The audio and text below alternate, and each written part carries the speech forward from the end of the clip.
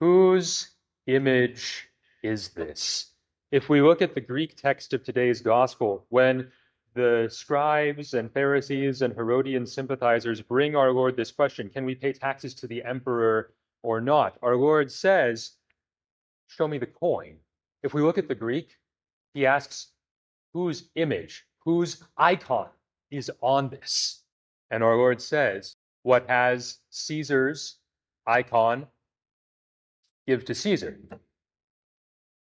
The implication being, what has God's icon, give to God.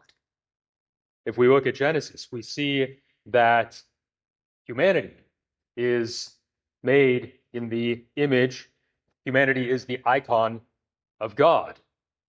And so, as much as we have obligations to earthly rulers, we even more so have obligations to God, being made in his image. And this theme runs through some of our liturgical texts. I believe it's tonight we'll hear that our Lord took on flesh in order to restore the image which passions had deformed. In one of the Festal Theotokia at Vespers, we sing that Christ caused light to shine forth on the cross in his desire to find fallen humanity as if it were a lost piece of silver, possibly a reference to this incident as well as to the parable of the lost coin. There is this idea that our Lord comes to seek and to save that which was made in his image at the beginning. And, God willing, we have a Christian funeral. We will sing that at death, the Creator has reclaimed what is made in his image. We have obligations, it is true, to Caesar. We must give to civil society what is due to it. But we must remember that Caesar also is made in the image of God.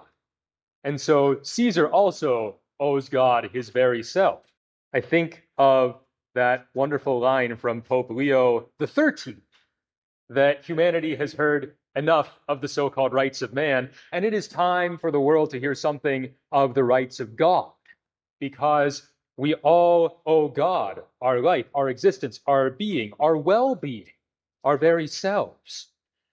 And so based on this, I think there are three things that we can do. First, we can pray for our civil authorities, whether we like them or not, whether we voted for them or not, no matter what.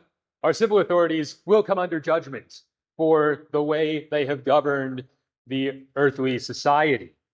And so we should pray for them that they may render a good account at the judgment seat of Christ.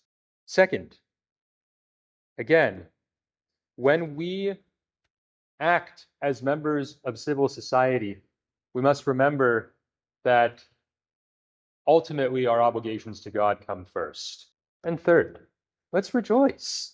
Let's be glad that regardless of what is going on in the world, whether the government likes us, whether the government hates us, whether the government subsidizes our churches, whether the government tries to close down our churches, in the end, these things are all passing, because through Jesus Christ, God has already made us his own and desires to give us the heavenly kingdom which never passes away.